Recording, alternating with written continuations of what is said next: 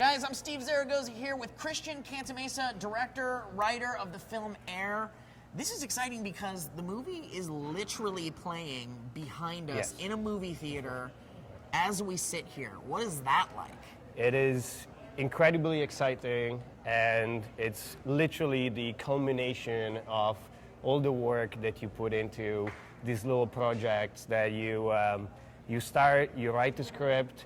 It was me and my writing partner, Chris Passetto, and we had an idea years ago, and you sit there and you put it on paper, and it's never good enough for you, and you're never ready for anyone to read it, and then eventually you give it to people to read, and if they like it enough, it becomes a movie, and then it becomes really crazy because everything that was in your head now gets built. What is it like to go from video game design to your short film, your zombie apocalypse short film, to a feature film? Well, it's different. It's two different media, of course, but it's also comparable. And a lot of people get into film through other avenues, other creative avenues. Commercials or music videos are some of the more utilized ways to graduate to feature films.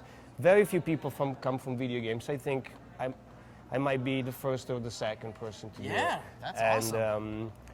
The video games are this great storytelling medium that it really relies a lot on world building and creating these worlds that come alive for the player and they get to inhabit them.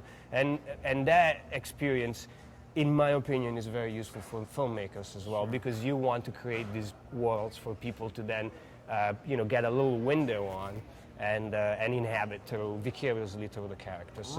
So that is, aside from the fact that video games are a very visual medium, so you are telling a story through images, whether those images and those characters are then controlled by the player or in a narrative cutscene, it's still very visual as a medium. Speaking of that, I heard that this is actually going to potentially turn into a video game as well. It is. And how much do you have to do with that decision? The game is being developed by the amazing guys in Sweden called Gaming Corp.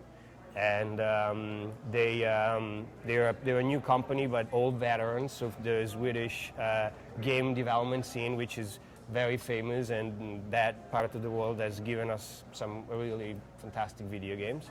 I'm very proud to be collaborating with them.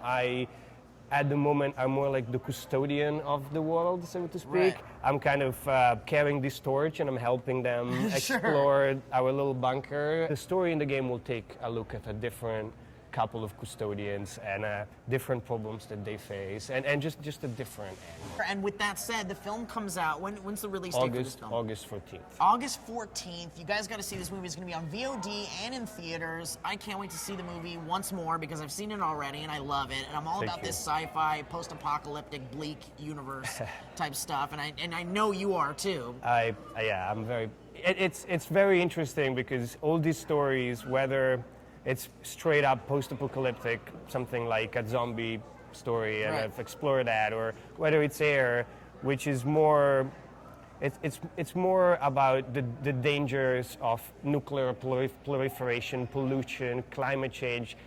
The film encompasses all those fears and what happens to us as human beings. Wow, that's very fascinating stuff. Well, thank you so much for joining us, man. I can't wait to see the movie again. I can't wait to see how this audience reacts as they come out. Thank you guys so much for joining us. Thank you. And we'll see you around, man. Thank you, Steve. Thank you. Thank you.